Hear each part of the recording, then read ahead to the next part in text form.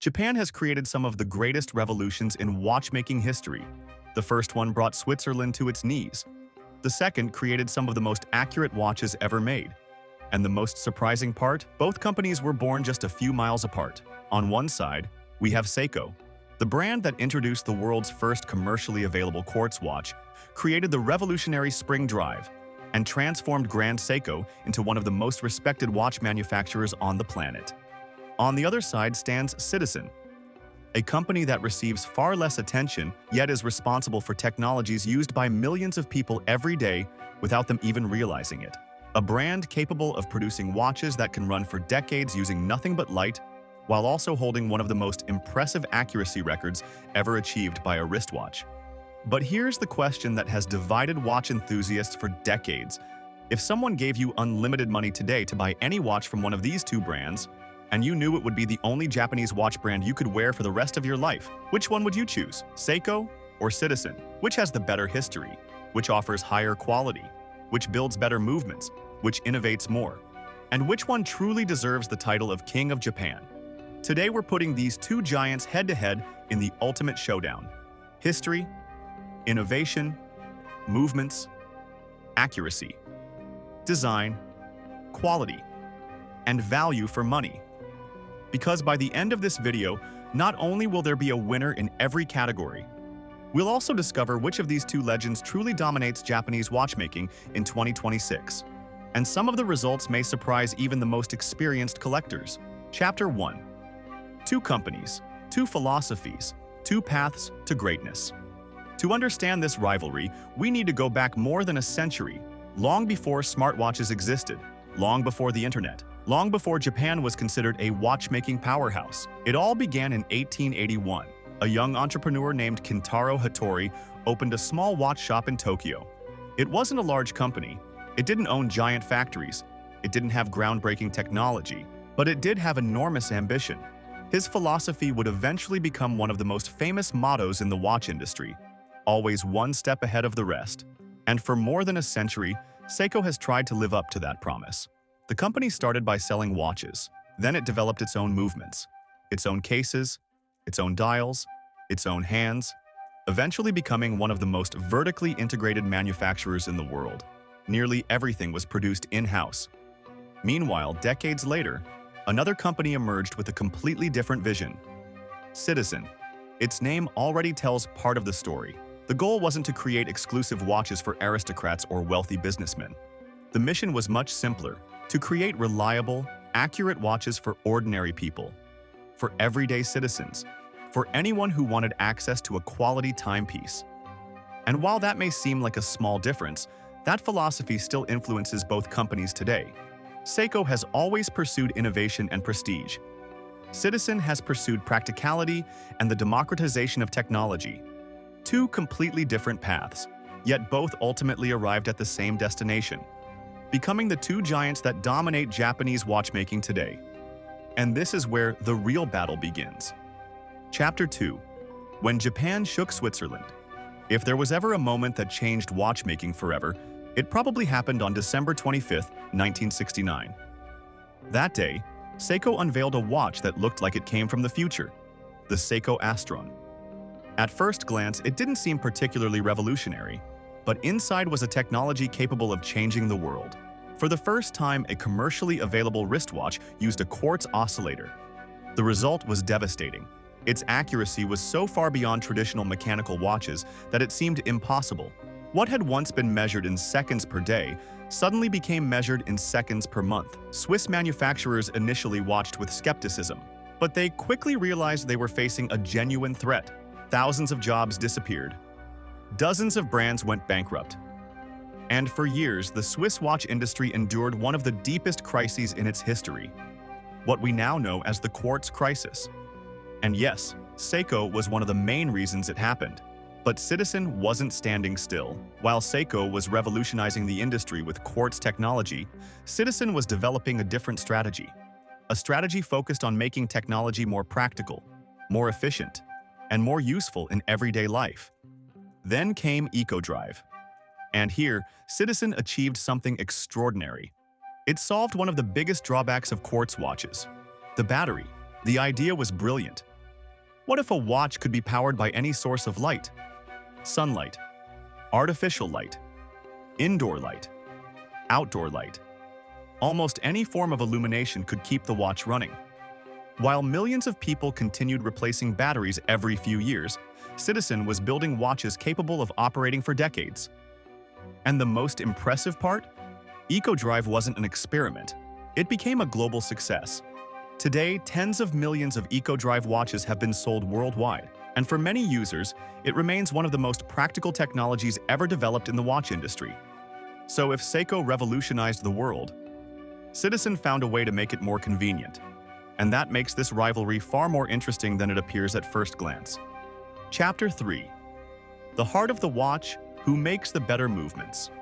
Ask any watch enthusiast what the most important part of a watch is, and you'll probably get the same answer: the movement. Because a dial can be beautiful, a case can be perfectly finished, a bracelet can feel incredible on the wrist. But if the movement isn't good, the watch loses a big part of its soul. And this is where one of the most fascinating battles between Seiko and Citizen begins, because both companies manufacture their own movements.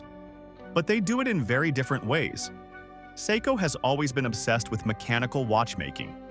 Its movements have powered millions of watches for decades.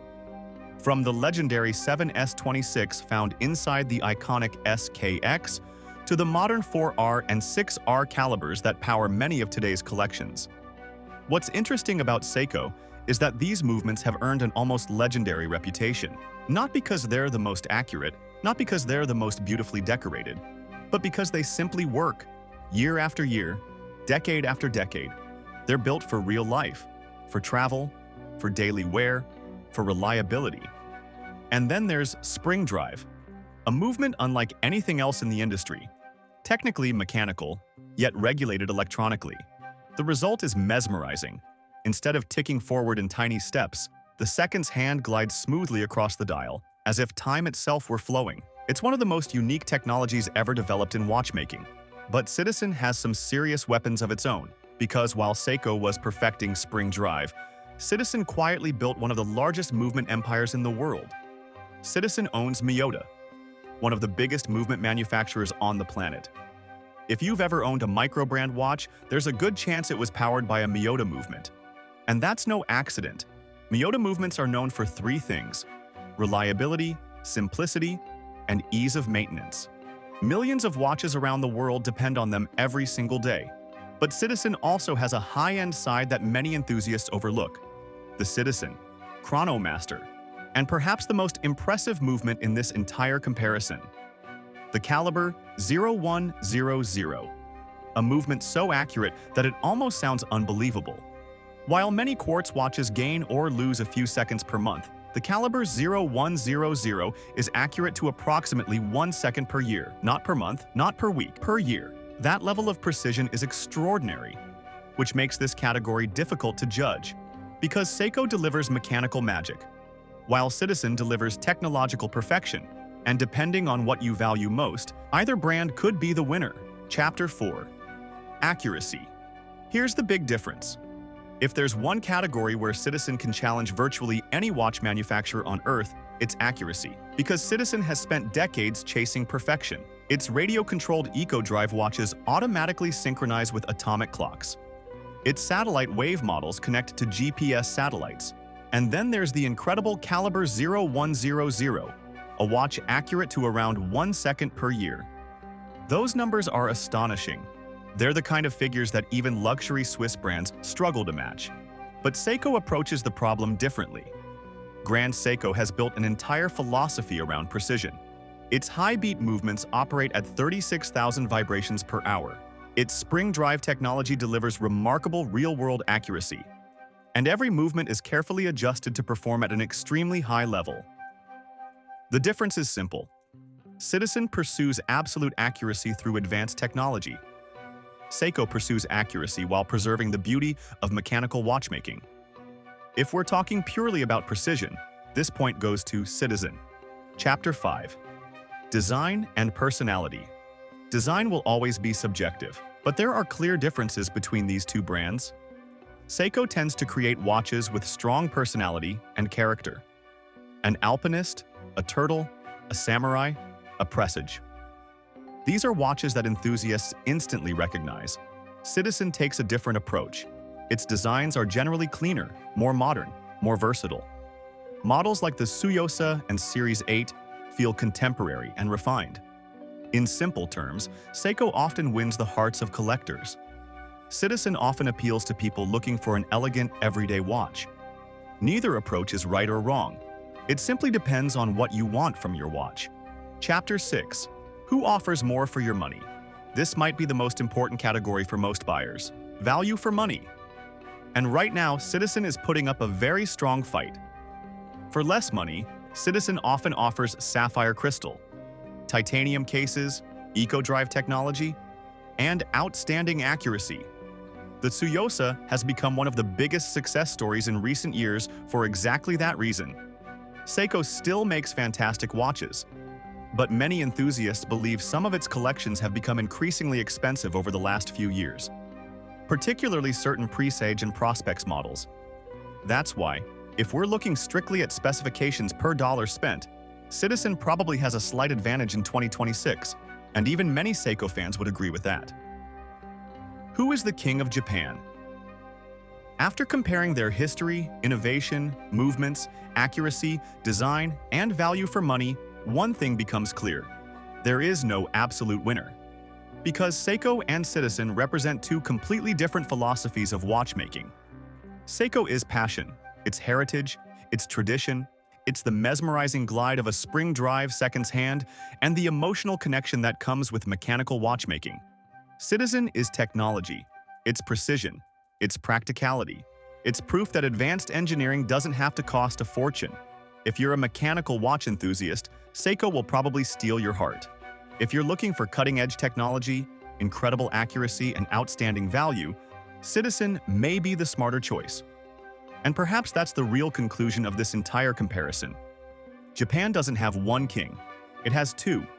Two giants that have spent decades pushing each other to create better watches. And thanks to that rivalry, we're the ones who benefit. Now, I want to hear from you. If you had an unlimited budget, but could only choose one Japanese watch brand for the rest of your life, would you choose Seiko or Citizen? Let me know in the comments below because I'm genuinely curious to see who wins this battle. And if you enjoyed this video, don't forget to like, subscribe to Mundo Relojes, and turn on notifications so you don't miss future watch documentaries, comparisons, and deep dives into the fascinating world of horology.